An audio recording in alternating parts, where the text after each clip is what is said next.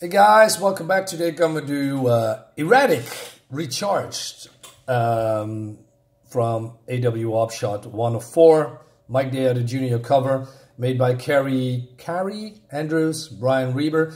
So this is a volume 2 of this series. I don't have volume 1, so I did some digging. So it seems that it's the same team, by the way, I believe. The artist is the same, so that's cool. And so this is a young boy, 15 years old, has with a single mom and a brother. He went on traveling with his parents or with his father, and his father never came back. But it was in a time when they called it the Great Death that was facing humanity, and I believe there was a it was COVID related, because in the real world, because the event was in 2020. It's called it's also a AW Opshot comic called The Resistance. People died. The survivors, they were called reborns, and they have superpowers. So basically, Andrew here has COVID powers or something like that. I don't know, but it's surprisingly fun, and we got to take a look at it. So it seems that our recharge guy has a nightmare, and this guy is coming. And so you can compare Andrew, this whole origin, well, not so much the origin story, but his character, more like Peter Parker. Peter Parker and his friends, and his enemies, and, you can say, well, this is more like a Venom type, or not, I'm not sure, because I only read this issue. So he just wakes up and he says, Muddy sucks again. So he goes to the room, and so there's some kind of a cop here. And so the news talks about the robberies and strange electrical phenomena. So this guy says, we are trying to retrieve the corrupted video data, but rest assured these crimes have attracted federal attention. Can we have your name? I am Agent Z, and I've come to Mapleton for one reason: to find the criminal Ramones E-Ratic and stop him cold. So basically, this is the J. Jonah Jameson version, I guess. It's all, I'm just guessing, but there's a lot of similarities here. And I'm done with Spider-Man comics. They are not fun anymore for a very long time, especially what they did,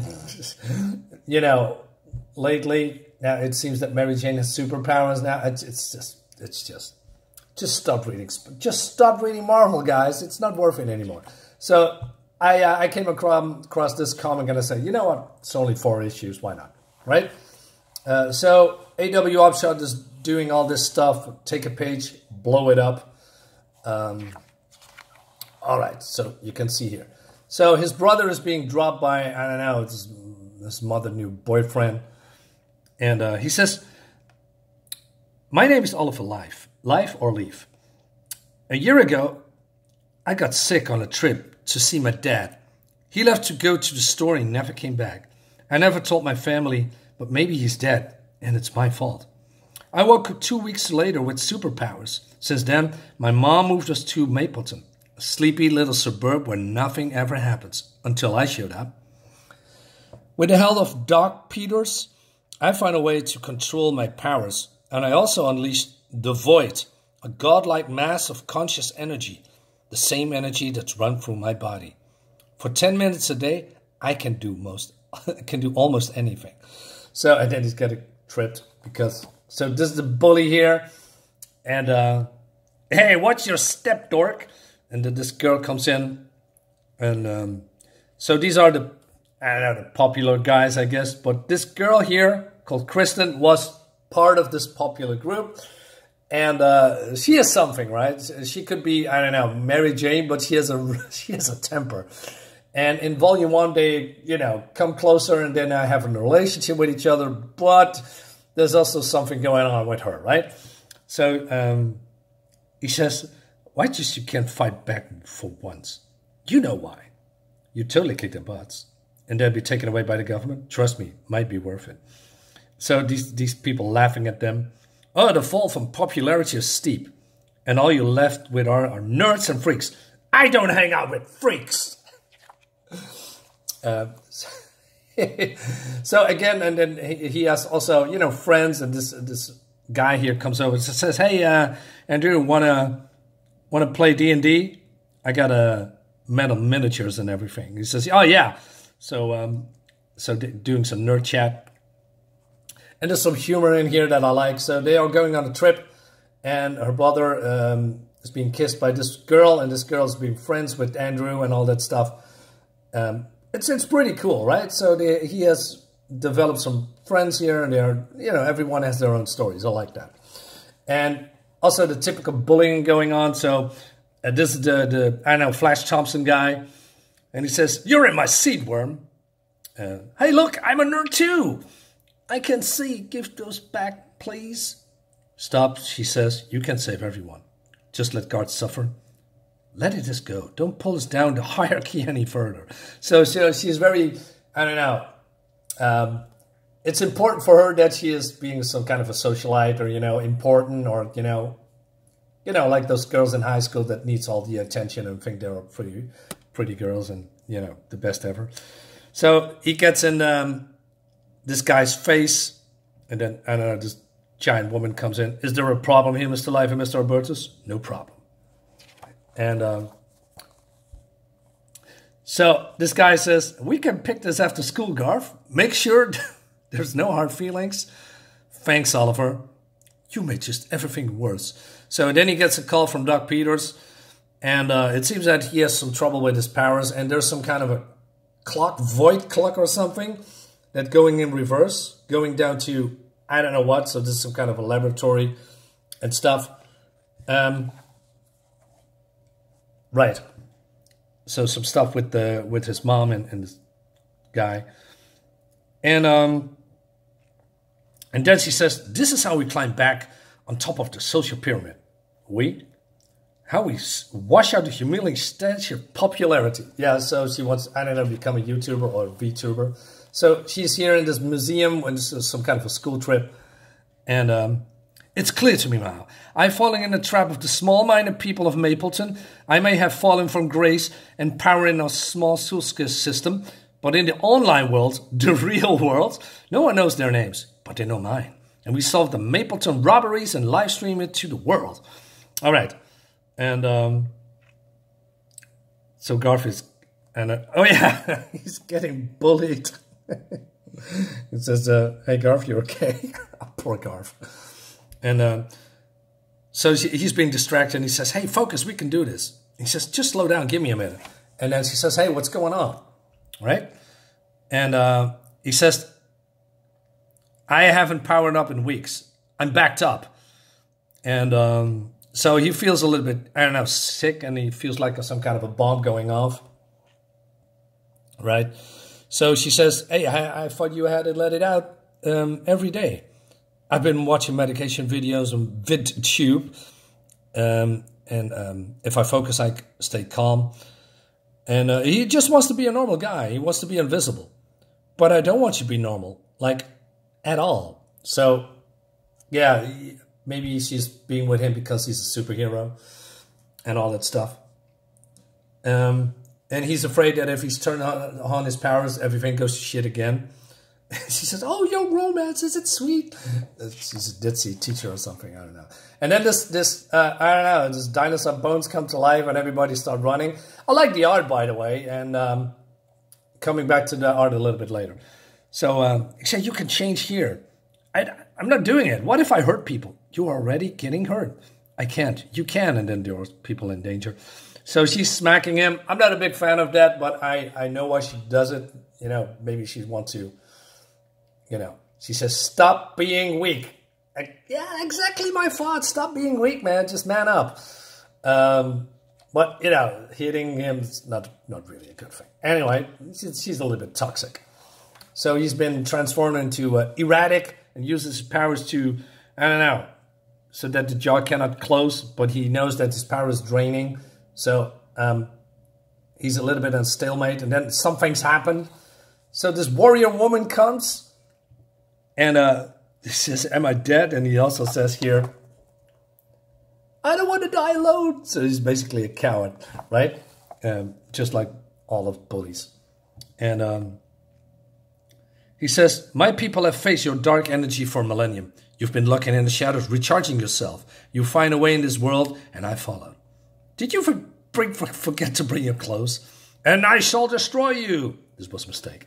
So yeah, there's some fun humor in here. So she is attacking him because she thinks that he is responsible for everything that's happening here because of, I don't know, the power leakage, etc. He said, are you some kind of a princess, a goddess? I am the sworn enemy of the void.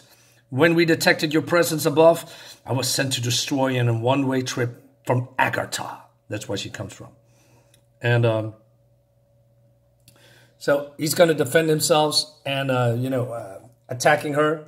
But her shield, I don't know, can absorb and redirect his powers, which is cool. And, but, he's not helpless at all. And then the bone monster dinosaur comes and says, this is not your doing. I told you, I'm not who you think. Truce for now, she says. All right, so they team up. And this looks a little bit chaotic here because of all this effects around it. I battled the void to oblivion when he tried to blow up the city. You fool, you didn't destroy the void, you released him to your world.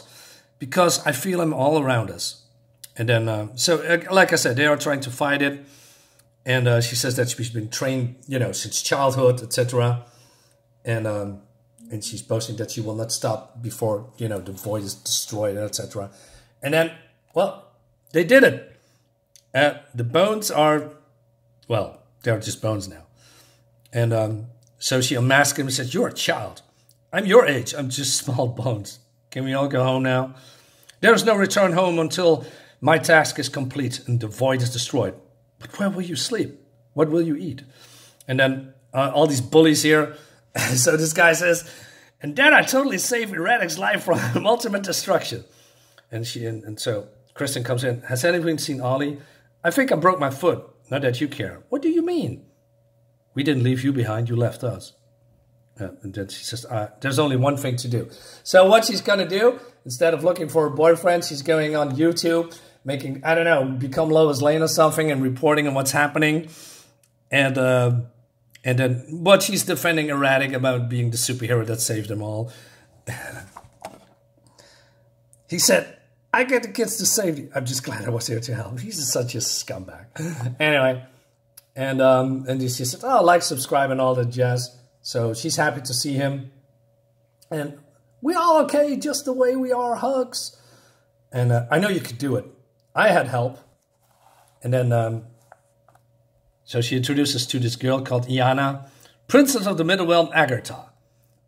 Princess? And then she wants to make a vlog about her and just, going alive for more subscribers. It's just, no, don't do that. So the cop is here, and he says, I'd like to speak to one of your students. And you're the man of TV. Do you think one of our children could be involved in the robberies? I need to talk to that one. Who, me? Like I said, I like the art style. There's some nice charm to it. It's clean art, and the colors are nice. And the writing is actually funny. So this is an all-ages book. It is that. And I'm interested in this continuation of this book. I'm having fun. Right? This reminds me of old Spider-Man comics.